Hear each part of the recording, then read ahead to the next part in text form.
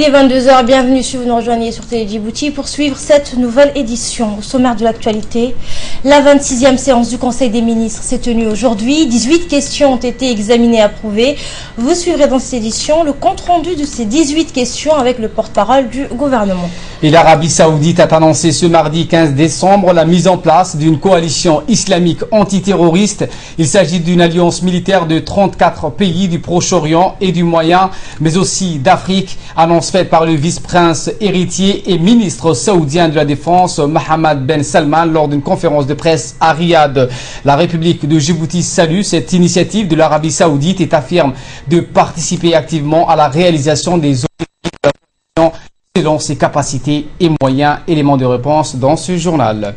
Mais avant cela, le Conseil des ministres, sous la présidence du chef de l'État et chef du gouvernement, Ismaël Marguelé, s'est tenu ce matin la 26e séance du Conseil des ministres. Lors de ce conseil, 18 questions ont été examinées et approuvées. On voit le compte rendu de ces 9 premières questions avec le ministre des Affaires étrangères et de la coopération internationale, porte-parole du gouvernement, Mahmoud Ali Youssouf. Sous la présidence du chef de l'État, son Excellence M. Ismaël Marguelé, le Conseil des ministres a tenu sa 26e séance en ce mardi 15 décembre 2015. Était inscrite à l'ordre du jour 16 questions. La première question concerne un projet portant code minier. Un projet de loi donc obéit à un double objectif, celui d'une part d'aligner les dispositions législatives et réglementaires qui régissent les activités de recherche et d'exploitation minière, à l'instar des autres pays africains, et en particulier pour ce qui concerne la promotion de l'investissement privé, étranger ou national, et d'autre part, celui d'apporter des garanties larges et suffisantes dans le but d'encourager les investisseurs nationaux et étrangers.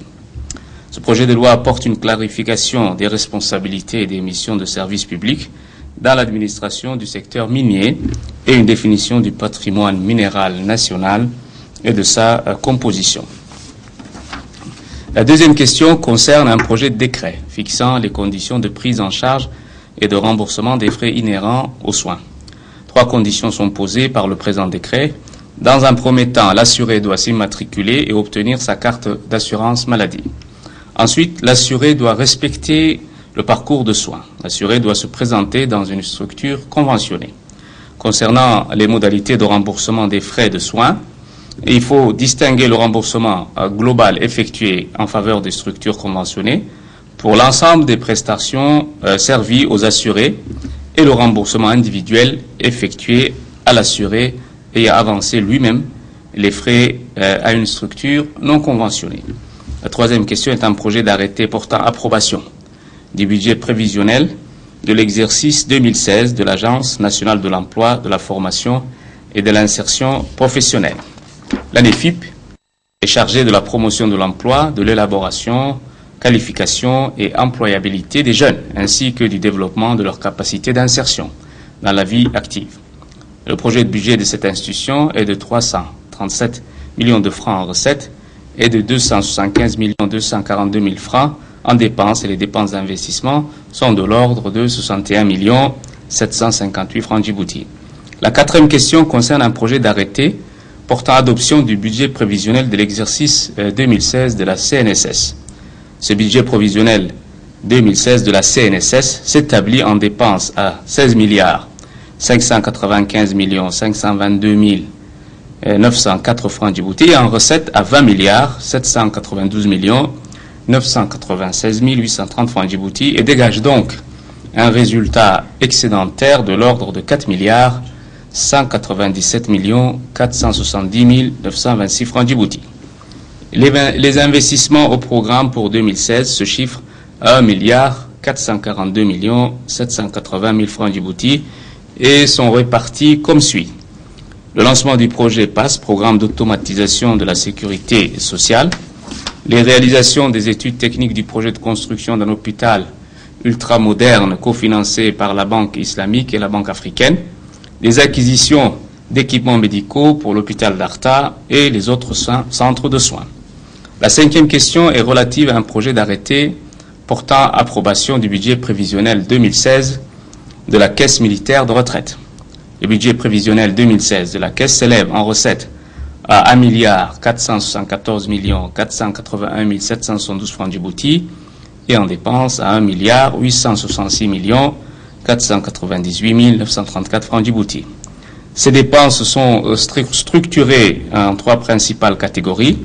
Les dépenses techniques 92%, les dépenses de gestion 7% et les dépenses en investissement 1%. La sixième question est un projet d'arrêté approuvant et rendant exécutoire le budget prévisionnel de l'exercice 2016 de l'Institut national de la santé publique de Djibouti. Le budget de l'Institut est détaillé comme suit. En investissement, 30 330 000 francs Djibouti et en budget de fonctionnement, 289 341 695 francs Djibouti. La septième question concerne un projet d'arrêté approuvant et rendant exécutoire le budget prévisionnel 2016 de l'hôpital Dr Shakib Saad. Ce budget s'équilibre en produits et en charges à 375 531 119 francs Djibouti. La subvention demandée au budget national 2016 est de 320 612 000 francs Djibouti. Les ressources propres de l'hôpital sont de 54 919 119 francs Djibouti. Et le Conseil des ministres s'est également penché sur des projets d'arrêté approuvant et rendant exécutoire le budget prévisionnel de l'année 2016 de plusieurs organes publics. Le porte-parole du gouvernement, également ministre des Affaires étrangères, nous fait le point dans son compte rendu. La huitième question est relative à un projet d'arrêté approuvant et rendant exécutoire le budget prévisionnel 2016 de la centrale d'achat des médicaments et matériels essentiels. En produit, donc, ce budget s'élève à 617 330 374 francs Djibouti. La subvention est de 440 millions de francs Djibouti. Les ventes directes à 177 130 000 francs Djibouti. Les autres produits de gestion courante, 100 000 francs et produits financiers, 100 000 francs. La neuvième question est un projet d'arrêté approuvant et rendant exécutoire le budget prévisionnel 2016 de l'hôpital Dar al-Hannan. Le budget de fonctionnement de Dar al-Hannan est de 491 180 788 francs Djibouti. Les achats de médicaments s'élèvent à 95 millions de francs Djibouti et les investissements sont de l'ordre de 59 700 000 francs Djibouti. La dixième question concerne un projet d'arrêté approuvant et rendant exécutoire le budget prévisionnel du Centre national de référence en santé de la reproduction. Les dépenses s'élèvent à 223 588 904 francs Djibouti, dont 205 191 904 francs Djibouti de subvention de l'État. Le centre réalise des recettes à hauteur de 18 millions de francs Djibouti en consultation et mammographie. La 11e question est relative à un projet d'arrêté approuvant et rendant exécutoire le budget prévisionnel 2016 de l'hôpital général Pelletier. Le budget de Pelletier s'élève à 1 221 622 034 francs, soit en fonctionnement à hauteur de 1 564 187 000 francs Djibouti. La masse salariale est de 997 142 000 francs Djibouti. Les dépenses en matériel sont de l'ordre de 56 704 500 francs Djibouti. Les investissements sont de l'ordre de 130 500 000 francs Djibouti. La 12e question concerne un projet d'arrêté portant approbation des comptes prévisionnels de l'ONEAD pour l'année 2016. Les produits de l'ONEAD s'élèvent à 4 761 millions de francs Djibouti, en charge à 4 552 millions de francs Djibouti. Les comptes prévisionnels affichent une croissance de 4,69% du chiffre d'affaires. L'effort de productivité de l'ONEAD sera maintenu avec le recensement complet des abonnés qui sera lancé au cours de cet exercice, couplé avec un inventaire précis des points de livraison, et ce, dans la perspective de lutter contre les fraudes et le gaspillage de la ressource. La 13e question est relative au projet d'arrêté portant approbation du budget prévisionnel d'électricité de Djibouti pour l'exercice 2016. Les produits s'élèvent à 27 226 millions de francs Djibouti pour un total des charges de 26 382 millions de francs Djibouti. soit un résultat bénéficiaire prévisionnel avant impôt de 844 millions de francs Djibouti. La 14e question concerne un projet d'arrêté portant adoption du budget prévisionnel 2016 du Fonds de l'Habitat. Ce budget du Fonds de l'Habitat prévoit à hauteur de 2 182 556 000 francs Djibouti. Le budget prévisionnel d'investissement des projets est estimé à 19 976 295 413 000 francs Djibouti. La 15e question est relative à un projet de décret portant nomination de Mme Ron Ousmane Omar, qui est nommée donc secrétaire générale par intérim au ministère délégué chargé du commerce, de l'artisanat, du tourisme et de la formalisation. Ali Mohamed, directeur administratif et financier de l'hôpital de Balbala, actuellement directeur général par intérim de l'hôpital de Balbala, est nommé directeur général par intérim de l'hôpital de Balbala en remplacement numérique du docteur Madian Mohamed Saïd, appelé à d'autres fonctions. Monsieur Assoué Abdillahi Assoué, inspecteur financier, est nommé directeur des régions sanitaires en remplacement numérique de monsieur Hussein Mohamed Hussein, nommé directeur général par intérim de l'hôpital général Pelletier. Monsieur Ahmed Hamad Mahamadé, professeur d'arabe détaché à l'éducation nationale, est nommé conseiller technique du ministre en charge des dossiers du monde arabe. Madame Mako Mohamed Ali, chef de service de la médecine scolaire et universitaire, est nommée conseillère technique du ministre de la Santé. La 17e question concerne un projet de loi relatif à l'état d'urgence. Dans un monde confronté au danger du terrorisme devenu permanent depuis une décennie, notre pays, à l'instar de nombreux autres, doit se doter d'instruments légaux appropriés capables d'endiguer la menace. Ce projet de loi répond à l'impératif de sécurité pour notre pays et nos concitoyens. Il permettra de doter le pays des moyens de combattre efficacement et dans le respect des normes toute menace de nature à mettre en péril la sécurité dans notre pays. Cette loi organise donc l'état d'urgence et permettra d'encadrer la situation exceptionnelle dite d'état d'urgence en édictant les prérogatives et désignant les autorités qui en seraient investies de façon dérogative de droit commun. La 18e question est relative à un projet d'arrêté portant fixation de la grille tarifaire des prestations de services des transitaires. Le conteneur sans connaissement multimodal de 20 pieds va coûter donc 17 762 francs comme service Djibouti et le conteneur à 40 pieds coûtera 26 658 francs Djibouti. Conteneur sous connaissement unimodal sans dépotage coûtera, lorsqu'il est de 20 pieds, de 11 440 francs jusqu'à 26 658 francs Djibouti. Celui de 40 pieds coûtera de 17 772 francs à 44 430 francs Djibouti. Le conteneur sous connaissement unimodal avec dépotage va coûter donc 17 721 à 35 544 francs Djibouti. Celui de 40 pieds coûtera 26 658 francs Djibouti à 53 316 francs Djibouti. Ceci donc pour le coût des frais de transit.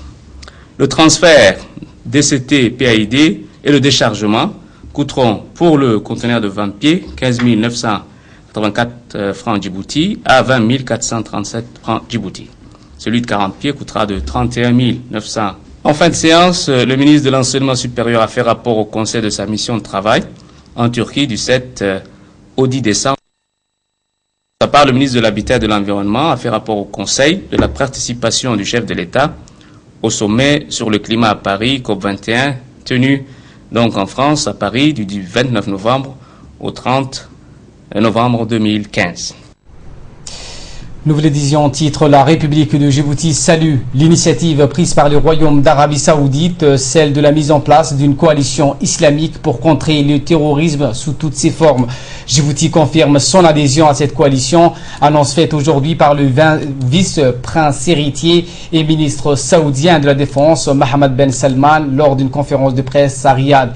Il s'agit d'une alliance militaire de 34 pays conduite par l'Arabie Saoudite et aura pour principale mission de combattre le terrorisme sous toutes ses formes, Al-Qaïda ou Daesh.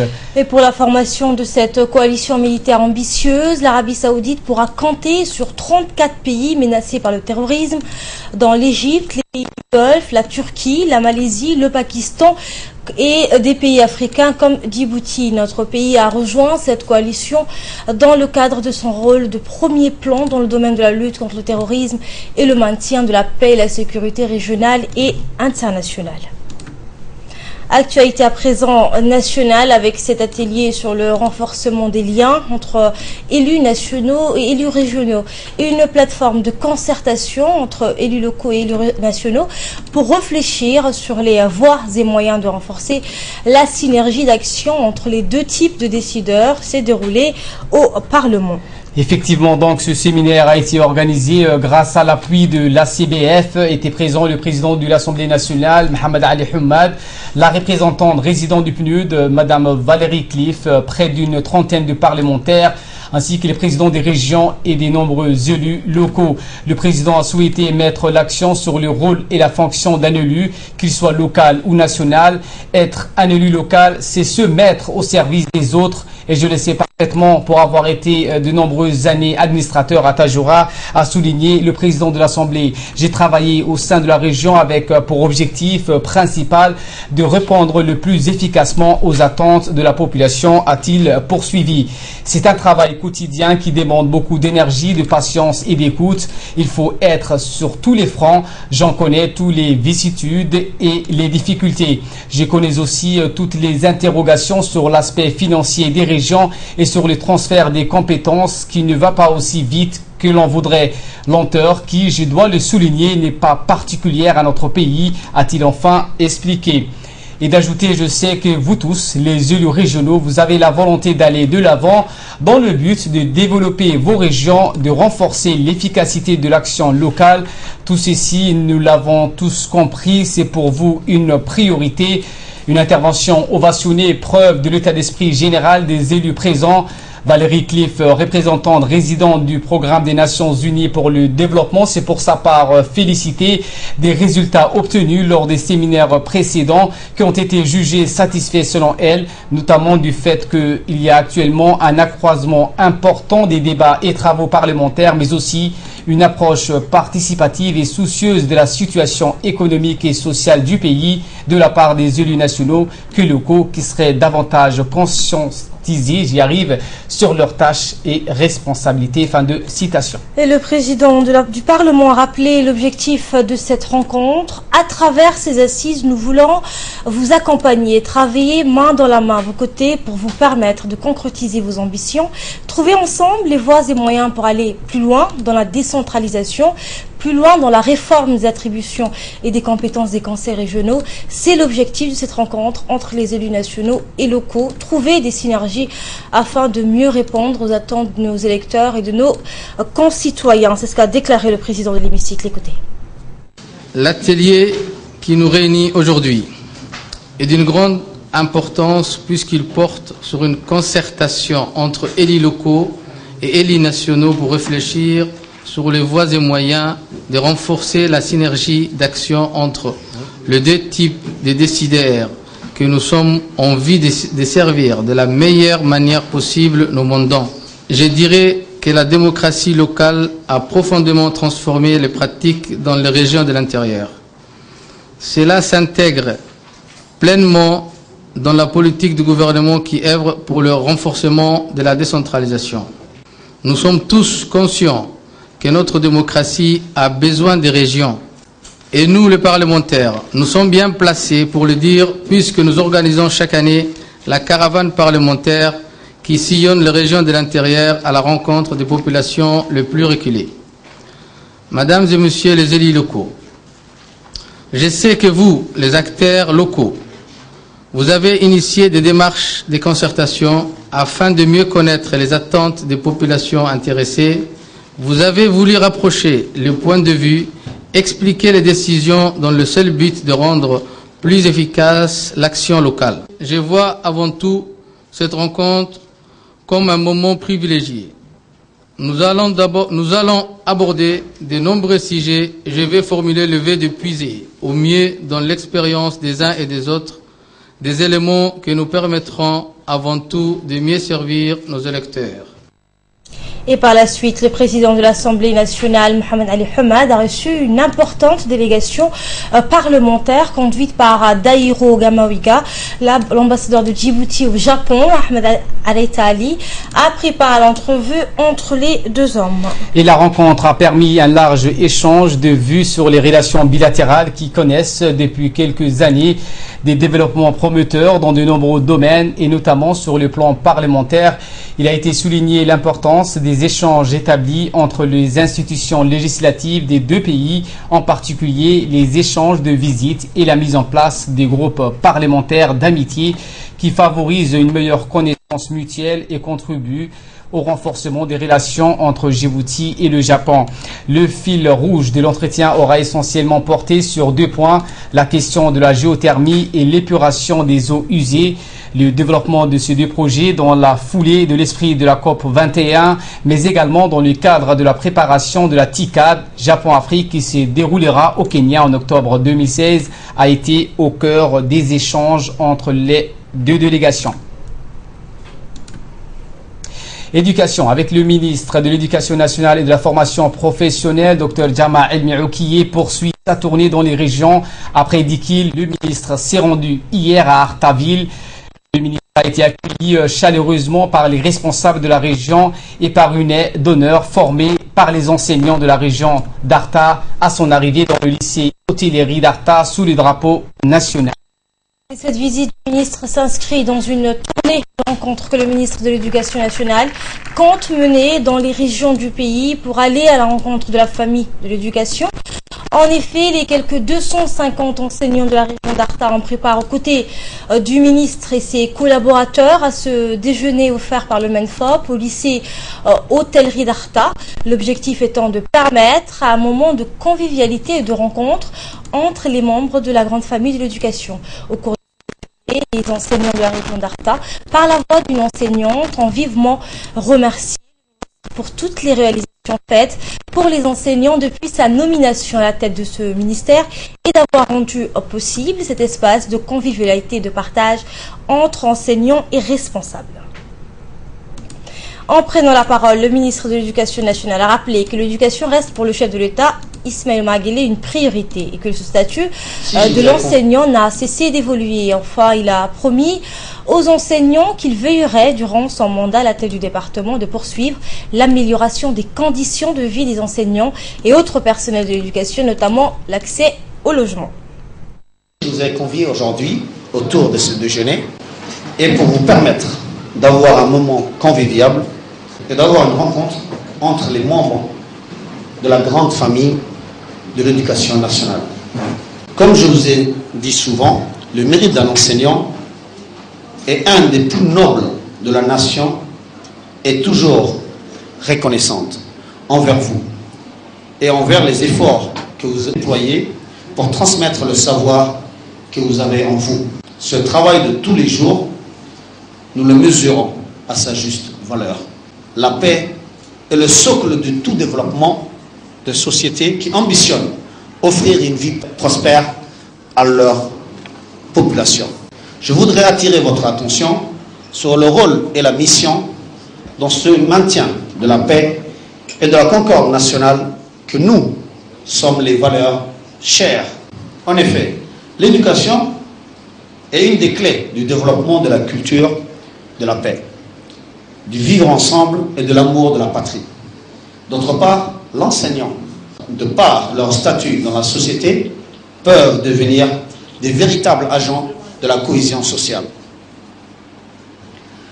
C'est-à-dire combien votre rôle est crucial dans le développement de notre pays. Depuis l'arrivée de notre président de la République, son Excellence M. Ismaël Marguelé,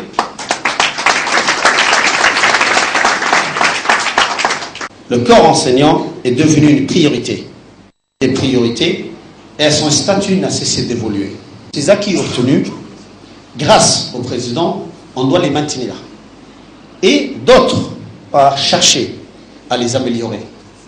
En effet, nous avons en perspective des projets importants susceptibles d'améliorer davantage les conditions de vie des enseignants et des autres personnels de l'éducation nationale.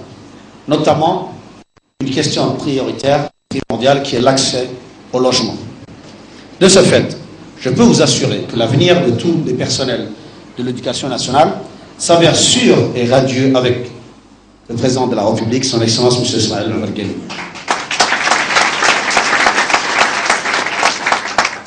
En ce sens, l'éducation en général et les enseignants en particulier, nous devons tous continuer à soutenir le président jusqu'au bout de sa quête de lutte en faveur de notre pays, notre système éducatif, notre jeunesse.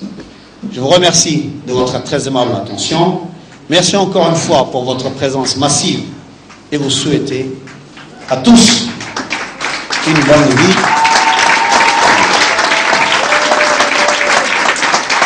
Vive le corps enseignant, vive l'éducation nationale, vive la région d'Arta, vive le président de la République. Assalamu alaikum wa rahmatullahi wa barakatuh. Également dans l'actualité, la première conférence d'Amissom sur le rôle des femmes contre l'extrémisme s'est ouverte ce matin à l'hôtel Kempinski Palace. Et cette conférence de 3 jours a été organisée conjointement par la division du secteur privé et de l'Amissom avec l'appui du bureau de l'envoyé spécial pour les femmes, la paix et la sécurité, ainsi que le ministère de la promotion de la femme. Plusieurs personnalités ont participé à cette conférence, notamment le ministre de la Défense somalien, Mohamed Haga, la ministre déléguée de la promotion de femmes et de droits de l'homme de la Somalie, Moumina Cher, et la directrice de la promotion du genre du ministère de la promotion de la femme, Choukri Hussein, ainsi que le colonel Chanika de l'Union africaine. Des ONG locales et internationales, fonctionnaires, des femmes leaders et les principaux intervenants au niveau national, régional et international ont pris part à cette conférence. Cette conférence permettra d'aborder des questions liées au rôle des femmes dans la lutte contre l'extrémisme violent, ainsi que de lutter contre les discours extrémistes violents dans leur famille et leur communauté. Dans les fonctions électives et d'au moins 20% dans les hautes fonctions administratives. Cette loi est à l'origine de l'entrée des femmes au Parlement à des postes de responsabilité dans l'administration publique et dans le secteur privé. Cette initiative émanant de la volonté sans faille du président de la République de Djibouti, son Excellence M. Ismaïl Omar Guelleh, a permis à la femme djiboutienne de participer pleinement dans le développement durable du pays. Confiant des résultats positifs que la République de Djibouti a enregistrés, je peux donc vous encourager à suivre la même voie en intégrant le système de quotas pour les femmes somaliennes. Et de son côté, le ministre de la Défense s'est félicité de sa participation à la conférence intitulée « Le rôle des femmes contre la violence, de l'extrémisme » et a remercié les autorités et les participants. Ensuite, le ministre a passé en revue les rôles capitaux des femmes somaliennes en matière de la lutte contre l'extrémisme et le terrorisme, ainsi que les rôles familiales au sein de la société en vue de promettre la bonne conduite de la famille en général. Nous comptons plus sur la femme pour accentuer l'effort consenti de la République somalienne dans la consolidation de la paix et la stabilité du pays, a-t-il conclu. Et cette signature de convention sur l'étude préparatoire concernant le projet d'amélioration des équipements de gestion des routes entre l'Agence japonaise de coopération internationale et l'Agence djiboutienne des routes, c'était ce matin au ministère des Équipements et des Transports. Il s'agissait entre autres d'expliquer ce rapport d'études préparatoires provisoires préparé par la JICA à la partie djiboutienne. L'objectif principal de cette rencontre entre la partie djiboutienne représentée par le directeur général de l'agence djiboutienne des routes, Mahmoud Moussa, et la JICA représentée par Hiroyuki, étant la mise en œuvre du projet sur les équipements des gestions des routes. Le colonel Zakaria Hassan Adan, chef d'état-major de la gendarmerie nationale, a reçu aujourd'hui une délégation d'officiers supérieurs conduite par le général de brigade Adnan Arslan et comprenant 2 officiers supérieurs turcs pour évaluer l'évolution des relations de coopération entre la gendarmerie turque et la gendarmerie djiboutienne. Sadi Altinok, l'ambassadeur de la Turquie à Djibouti, ainsi que plusieurs officiers supérieurs de la gendarmerie nationale étaient présents à cette réception. Après le souhait de bienvenue d'usage, le colonel Zakaria Hassan Aden, chef d'état-major de la gendarmerie nationale, et ses hôtes ont longuement discuté de l'excellence de la coopération existant entre les deux institutions et les perspectives à envisager pour affermir ces liens solides. À cette occasion, une présentation de la gendarmerie a été exposée à l'état-major pour la délégation, suivie de démonstrations dynamiques du groupe d'intervention de la gendarmerie nationale et du groupement de la gendarmerie mobile. Des visites des unités de gendarmerie seront organisées au profit de la délégation pendant la durée de leur séjour à Djibouti, prévu jusqu'au jeudi 17 décembre. La Caisse nationale de sécurité sociale célèbre du 15 au 21 décembre le premier anniversaire de l'assurance maladie. Et pour marquer l'événement, la CNSS organise des activités pour informer et sensibiliser la population sur ce régime qui vise à offrir une couverture médicale pour tous. Alors, pour cette première journée, des stands d'information ont été installés au centre de soins de la CNSS, mais aussi à l'université de Djibouti. Les patients étaient nombreux ce matin pour s'informer sur des questions qu'ils ignoraient jusque-là. Rappelons que cela effectivement un an que le chef de l'État, Ismaël Marguerite, a lancé le système d'assurance maladie universelle qui doit permettre à toutes les catégories de la population de bénéficier d'une couverture maladie. Il s'agit d'un système contributif fondé sur les principes de base de la protection sociale où la personne va contribuer en fonction de ses revenus et recevoir selon ses besoins. Et justement, dans le cadre de la Semaine nationale de l'assurance maladie universelle, on vous propose de suivre ce magazine qui met en relief tous les soins offerts par la Caisse nationale de la sécurité sociale dans les différents centres de soins de la capitale. Dossier signé Choukri Ali, Awad Abdi et Abdou Adam.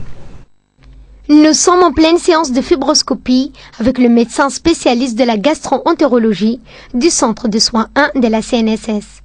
Avec cette manette, le gastrologue contrôle ce tube muni d'une mini-caméra qu'il introduit par la bouche à cette patiente pour déceler en temps réel toute pathologie comme l'ulcère ou des tumeurs qui affectent l'estomac et les intestins. Il y en a 3 machines de ce type-là à la République de Djibouti. Les patients ont des problèmes gastro-entérologiques très fréquents à Djibouti. Donc, il y en a beaucoup de patients qui demandent de faire une fibroscopie. Et donc, nous aussi, après avoir fait la consultation, on en profite de cette machine pour diagnostiquer des tumeurs, des hémorragies gastro-intestinales. Chaque jour, Dr Mohamed Barkhat reçoit une vingtaine de patients pour des séances de fibroscopie et de consultations.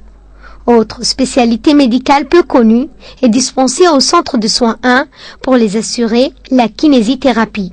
Ici, on masse les patients pour réactiver des muscles qui sont restés trop longtemps inactifs à cause d'une blessure ou d'entorse. La grosse partie de la kiné ressemble à une salle de gymnastique qui est équipée d'appareils mécaniques ou des outils de rééducation des muscles pour remettre à l'étrier ces patients. C'est le cas de cet homme qui a été frappé il y a 10 ans par un accident cardiovasculaire. Soins dentaires, ophtalmologie, biologie, radiologie, échographie, entre autres, le centre élargit son offre et dispense davantage de spécialités. Nous sommes en train de nous étendre un petit peu vers des spécialités qui n'existaient pas au niveau de Djibouti. Bientôt, on aura l'endocrinologie, qui est une spécialité qui n'existe pas à Djibouti. Nous avons un gastrologue. Ils ne sont pas nombreux, ils sont que 2 au niveau du territoire. Pareil pour l'ophtalmologue, qui ne sont pas aussi nombreux. Et on espère engager d'autres spécialistes. Outre les prestations de soins, le centre de soins 1 dispose d'une pharmacie, des médicaments et de traitements aussi pour les maladies chroniques. Une 50aine de personnes souffrant de maladies du cœur ou de diabète viennent s'approvisionner régulièrement à l'officine, comme l'explique ce retraité. Je m'approvisionne à la pharmacie du centre. Je récupère des traitements sous forme de comprimés que je viens récupérer tous les 15 jours gratuitement. Et des médocs qui coûtent cependant une fortune sur le marché, comme ceux traitant des maladies qui affectent le cœur. Plus d'explications avec Ahmed Ali Hassan. Le marché, les Palavix, ça coûte dans les 19 000. Et les Coaprabel, ça coûte dans les 6 000, 7 000. En moyenne, 400 personnes sont soignées par jour au centre de soins 1 depuis 3 ans. Il est également opérationnel les après-midi. Un nouveau bâtiment de 3 étages sera également inauguré les semaines à venir pour offrir une couverture médicale de qualité à tous. Et avec ce nouveau système, le gouvernement djiboutien compte mettre en place un mécanisme qui permettra désormais aux plus nantis d'appuyer les plus démunis, aux bien portants d'appuyer les souffrants. Voilà, c'est avec cette belle phrase que nous refermons ce journal. Au nom de toute l'équipe qui a pu le réaliser, nous vous disons de passer un agréable moment avec la suite de nos programmes télévisés. On vous retrouve demain, bien sûr, à la même heure, à la même place.